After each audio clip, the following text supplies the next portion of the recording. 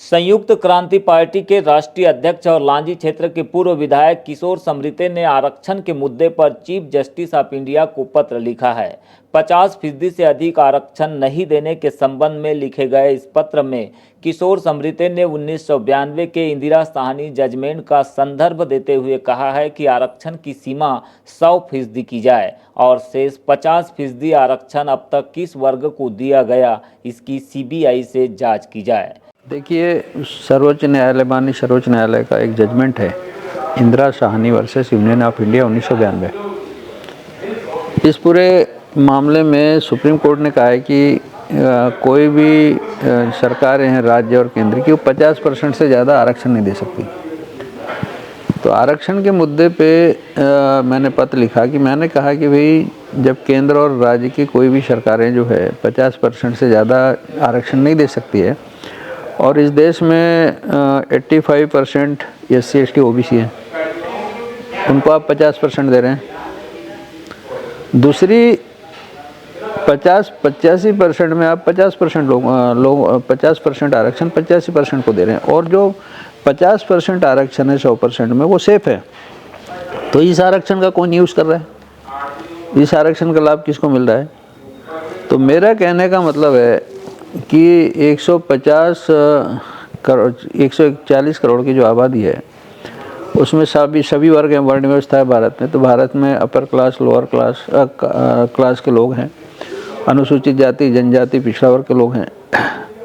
आपको पता होना चाहिए आरक्षण का जब प्रावधान किया गया था तो सबसे पहले उसमें सिर्फ SC ST था। SC ST के बाद मंडल कमीशन की रिपोर्ट आई, उसमें आपने OBC भी शामिल कर दिया। तो OBC तो काफ़ी मतलब SC ST से कई गुना सक्षम है, आर्थिक रूप से सक्षम है, उसको भी इसका लाभ मिल रहा है।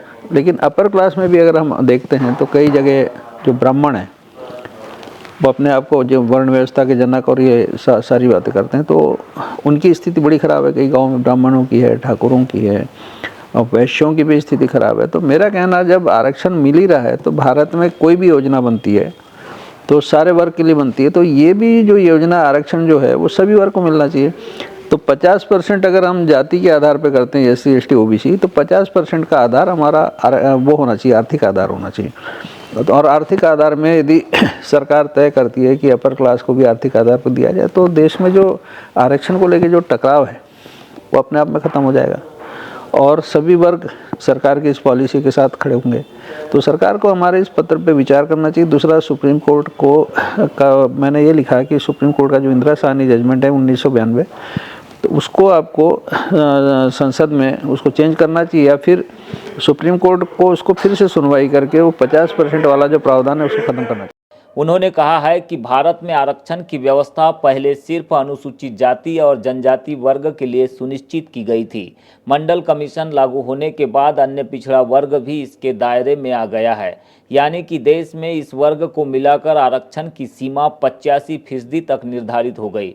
लेकिन माननीय सुप्रीम कोर्ट ने केंद्र और राज्य सरकारों को निर्देश जारी किया है कि आरक्षण का प्रावधान 50% से अधिक नहीं हो सकता।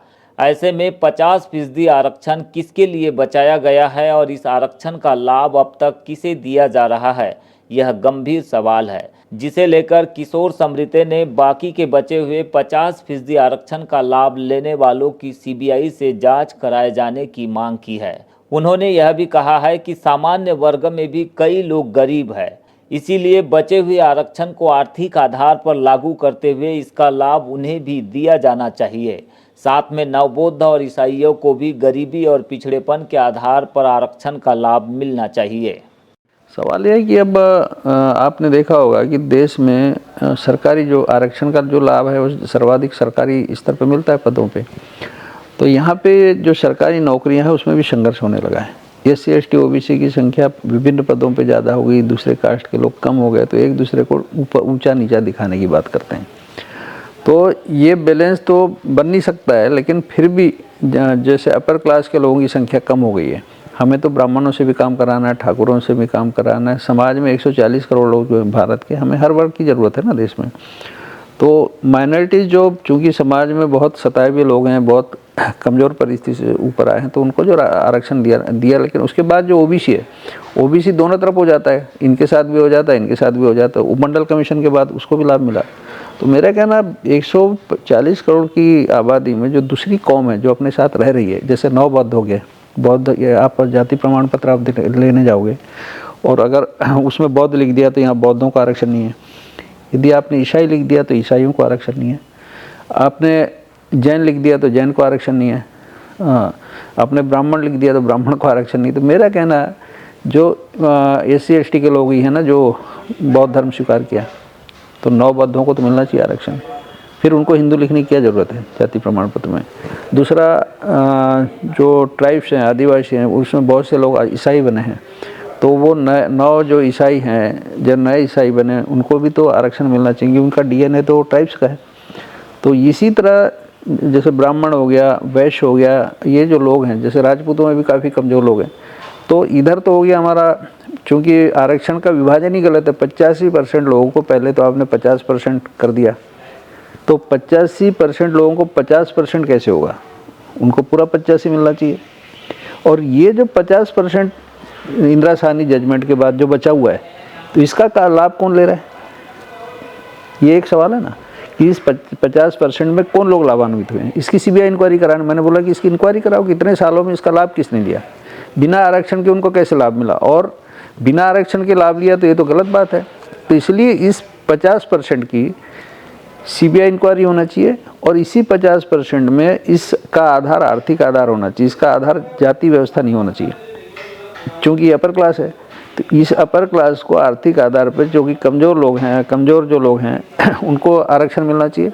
और 9 बौद्ध हो गया, 9 ईसाई हो गया, इन लोगों को भी आरक्षण मिलना चाहिए। इसलिए मैंने इसको पत्र लिखा कि इंदिरा साहनी जो जजमेंट है वो ठीक नहीं है, उसको बदलना चाहिए और आरक्षण व्यवस्था नए सिरे से पूरे इस देश के 140 करोड़ लोगों में हर कोई वर्ग उसका अछूता नहीं होना चाहिए। इसलिए मैंने ये बात को लिखा।